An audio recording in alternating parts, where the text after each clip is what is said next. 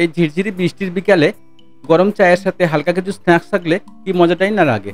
তো বন্ধুরা, সেই রেসিপি নিয়ে চলে এসেছি আজকের। তো আজকের রেসিপি হলো ডালমুড, মশলাদার ডালমুড। খুব কম খরচে এই রেসিপিটা আপনারা বাড়িতেই বানিয়ে নিতে পারেন। তো চলুন দেখে নেবো আজকের এই রেসিপিটা কীভাবে বানাবো আর কী লাগছে রেসিপিটা বানাতে, দেখে নেবো স্টেপ বাই স্টেপ। তো নমস্কার বন্ধুরা, মাই কিচেন ডব্লিউবিতে সবাইকে স্বাগত। দেখে নেবো আজকে পুরো রেসিপিটা। এই রেসিপিটা খুব ইজি প্রসেসে আপনারা বাড়িতেই বানিয়ে নিতে পারবেন। তো বন্ধুরা, ডালমুড বানানোর জন্য আমি এখানে ছোলার ডাল নিয়েছি। তো আমি এখানে 5 থেকে 6 ঘন্টা ছোলার ডালটাকে ভিজিয়ে রেখেছিলাম অল্প একটু সোডা দিয়ে, খাওয়ার সোডা দিয়ে। এটাকে ডালটা খুব সুন্দরভাবে ভিজে গেছে, ডালটা খুব সুন্দর ফুলে গেছে। এবারে ডালের জলটাকে আমরা ভালো করে ধুয়ে 2-3 বার ধুয়ে এটাকে পরিষ্কার করে নেব। যেহেতু সোডা দেওয়া আছে, এটা ভালো করে পরিষ্কার করে নিতে হবে বন্ধুরা ধুয়ে। তো আমি ধুয়ে ভালো করে পরিষ্কার করে নিয়েছি দেখুন। তো এবারে এটাকে আমরা জলটা ছেঁকে নেব।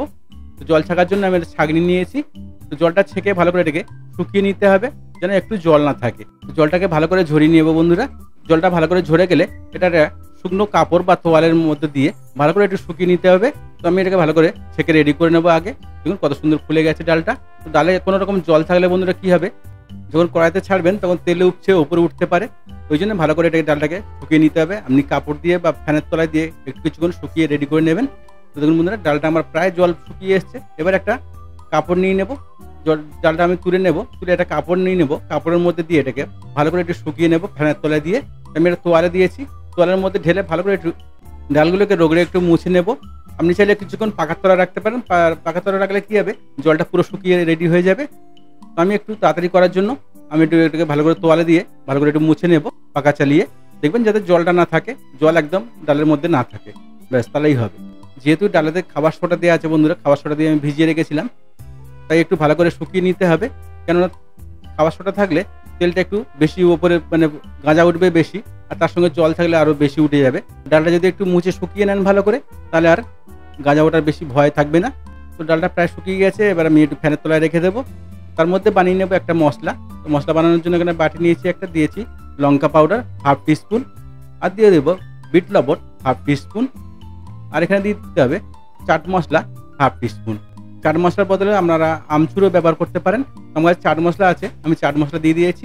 আর এখানে দিয়ে দেবো জিরা পাউডার, ভাজা জিরা পাউডার 1/2 টিস্পুনের একটু বেশি, 1/3 টিস্পুন এখানে জিরা মশলা দিয়ে দিচ্ছি, ভাজা জিরা মশলা। তো দিয়ে সবগুলো একসঙ্গে মিলিয়ে নিতে হবে। আর দিয়ে দেবো এখানে হিং দিয়েছি আমি 1/4 টিস্পুন হিং দিয়েছি। অল্প একটু হিং এখানে দিয়ে দেবো। হিংটা দিলে মশলাটার টেস্টটা খুব সুন্দর হবে, পুরো চানাচুরের মতো। তো সবগুলো দিয়ে ভালো করে একটু মিশিয়ে দেবো। একটু কালারের জন্য এখানে যদি কালার চান তো কালারের জন্য দিয়ে দিতে পারেন। অল্প একটু কাশ্মীরি চিলি পাউডার, লাল কাশ্মীরি চিলি পাউডার যদি দিয়ে দেন তো কালারটা খুব সুন্দর হবে, মশলাটা দেখতেও খুব ভালো লাগবে। তো আমি এখানে দিয়েছি 1/2 টিস্পুন কাশ্মীরি চিলি পাউডার। তো দিয়ে ভালো করে সবগুলো একসঙ্গে ভালো করে মিশিয়ে নিতে হবে বন্ধুরা। দেখুন কত সুন্দর কালার এসছে, মশলাটা খেতেও খুব টেস্টি হয়েছে। তেমনভাবে মশলাটা আমরা রেডি করে নিয়েছি। ডালটা আমার খুব সুন্দরভাবে রেডি হয়ে গেছে, শুকিয়ে গেছে পুরো। এবার আমরা ফ্রাই করে নেব। দেখুন কত সুন্দরভাবে শুকিয়ে গেছে। খুব সুন্দর একটা রেসিপি বন্ধুরা, অবশ্যই বাড়িতে ট্রাই করবেন। আর যদি বাড়িতে ট্রাই করেন কমেন্টে জানাতে ভুলবেন না রেসিপিটা আপনার কেমন লেগেছে। তো এবারে আমরা ডালটা ফ্রাই করে নেব। তো ফ্রাই করার জন্য আমি একটা কড়া নিয়েছি, দিয়ে দেবো এখানে সাদা তেল। তেলটা একটু বেশিই লাগবে। আমি এখানে 1/2 লিটার তেল দিয়ে দিয়েছি। কড়াটা একটু ফাঁকা রাখতে হবে বন্ধুরা, ফুল তেল দিলে হবে না।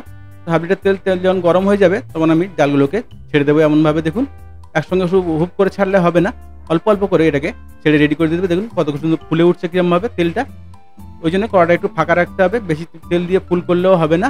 এর জন্য কড়াটা একটু ফাঁকা রেখে দিতে হবে ফ্রাই করার সময়, এটা মনে রাখতে হবে। তো আমি এখানে 1/2 লিটারের একটু বেশি তেল নিয়ে নিয়েছিলাম, আর কড়াটা অনেকখানি ফাঁকা রেখে দিয়েছিলাম। নাহলে কী হবে, তেলটা উপচে বাইরে চলে আসবে, তখন ওটা অ্যাক্সিডেন্ট হওয়ার ভয় থাকে। তো ডালটাকে মিডিয়াম টু হাই হিটে আমরা 6 থেকে 7 মিনিট এটাকে ভালো করে ফ্রাই করে নেব, যতক্ষণ ডালটা ফ্রাই হয়ে উপরে না উঠে আসে। দেখুন কত সুন্দর ফ্রাই, কত সুন্দর ফুলে গেছে ডালগুলো। আস্তে আস্তে আরও বেশি ফুলে যাবে। হিটটা শুধু মিডিয়াম থেকে একটু হাইয়ে রাখবেন, তাহলে ডালগুলো খুব সুন্দরভাবে ফুলে যাবে আর খুব সুন্দরভাবে ফ্রাই হয়ে যাবে। আস্তে আস্তে সব উপরে ভেসে উঠতে আরম্ভ করবে। দেখুন কত সুন্দরভাবে। খুব সুন্দর একটা রেসিপি বন্ধুরা শেয়ার করলাম, আশা করি আপনাদের ভালো লাগবে। যদি আমার রেসিপিটা আপনাদের ভালো লাগে তো চ্যানেলটাকে লাইক শেয়ার সাবস্ক্রাইব করতে ভুলবেন না। আর নতুন নতুন রেসিপি দেখতে চ্যানেলটাকে সাবস্ক্রাইব করে রাখবেন, আর বেল আইকনটাকে অলে সেট করে রাখবেন। তাহলে কী হবে, আমি যখনই নতুন রেসিপি ছাড়বো নোটিফিকেশনটা আমার কাছে আগে পৌঁছবে। তো ডালগুলো কত সুন্দরভাবে ফ্রাই করে দেবেন, কত সুন্দরভাবে ফুলে গেছে, খুব সুন্দরভাবে ফ্রাইও হয়ে গেছে। সবগুলোকে আমি তুলে নেব, তুলে তেলটা একটু ঝরিয়ে নেব ভালো করে। বিকেলের চায়ের সাথে খুব মজার একটা রেসিপি বন্ধুরা, তো অবশ্যই বাড়িতে একবার ট্রাই করবেন। আর যদি বাড়িতে ট্রাই করেন কমেন্টে জানাতে ভুলবেন না রেসিপিটা আপনার কেমন লেগেছে। আপনার একটা মূল্যবান কমেন্ট আমার নতুন নতুন ভিডিও বানাতে অনেক সাহায্য করবে। তো ডালমুটটা আমাদের ফ্রাই হয়ে গেছে বন্ধুরা। এবার আমরা ওই তেলেতেই কিছু এখানে বাদাম নিয়েছি আমি 50 গ্রাম। বাদামটা কাঁচা বাদামটা আমরা ফ্রাই করে নেব ভালো করে। ওই গরম তেলের মধ্যে দিয়ে তেলের মধ্যে ছেড়ে দেবো না, ছাঁকনিতে ধরে এটাকে ভালো করে ফ্রাই করে নেব। খুব লাল করে ফ্রাই করবো না, হালকা ফ্রাই করে এটাকে তুলে নেব আমরা। দেখুন বন্ধুরা কত সুন্দর ফ্রাই হয়ে গেছে। এবার এটাকে আমরা তুলে ঠান্ডা করে নেব। খুব ঠান্ডা করবো না, মোটামুটি হালকা ঠান্ডা হলে ডালের সঙ্গে আমরা মিশিয়ে দেবো। একটা জায়গা নিয়েছি আমি, ডালটা আর বাদামটা একসঙ্গে মিশিয়ে এখানে মশলা মাখিয়ে দেবো। দেখুন কত সুন্দর মানে ক্রিস্পি হয়েছে, দেখুন কত সুন্দর আওয়াজটা শুনতে পাচ্ছেন আমরা। বাদাম আর ডালটা খুব সুন্দর ফ্রাই হয়ে গেছে বন্ধুরা। দুটোকে ভালো করে একসঙ্গে মিলিয়ে নেব।